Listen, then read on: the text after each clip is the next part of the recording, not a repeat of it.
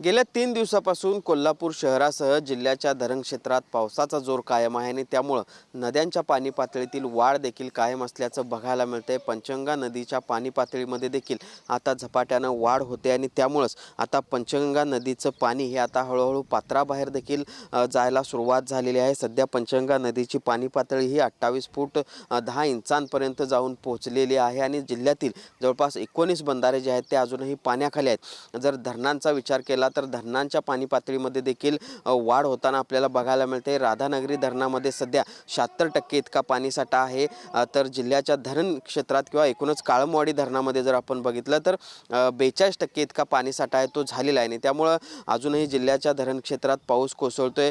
शहर आणि परिसरात पावसाची काहीशी उघडीप आहे, मात्र धरण क्षेत्रात पावसाचा जोर अजूनही कायम आहे आणि त्यामुळे या सगळ्या नद्यांच्या पाणी पातळीमध्ये आणि पर्यायाने धरणांच्या पाणी पातळीमध्ये देखील वाढ आहे ती होणार आहे आणि त्यामुळे शेतकऱ्यांच्यासाठी एक समाधानकारक बाब म्हणावी लागेल, कारण पावसानं तब्बल 8 ते 9 दिवस पूर्णतः विश्रांती घेतलेली होती। कडक ऊन पडलेलं होतं आणि त्यानंतर आता पुन्हा एकदा अशा पद्धतीनं पावसाला ती सुरुवात झालेली आहे। त्यामुळे पावसाला सुरुवात झाल्यानंतर पुन्हा एकदा सगळ्याच नद्यांच्या पाणी पातळीमध्ये अशा पद्धतीची वाढ होताना आपल्याला बघायला मिळते आणि जिल्ह्यातील सगळ्याच नद्या आता अशा पद्धतीनं दुथडी भरून वाहताना आपल्याला बघायला मिळते। सध्या पंचगंगा नदी देखील पाणी पातळी त्याची वाढत असून हे सगळं नदीचं पाणी आता या पावसाळ्यात दुसऱ्यांदा पात्राबाहेर पडण्याच्या तयारीत दिसतंय।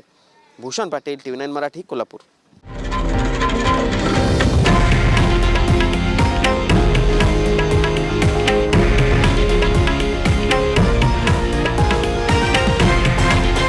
हे आहे देशातील नंबर 1 न्यूज नेटवर्क आणि आपण पाहत आहात TV9 मराठी, एकमेव।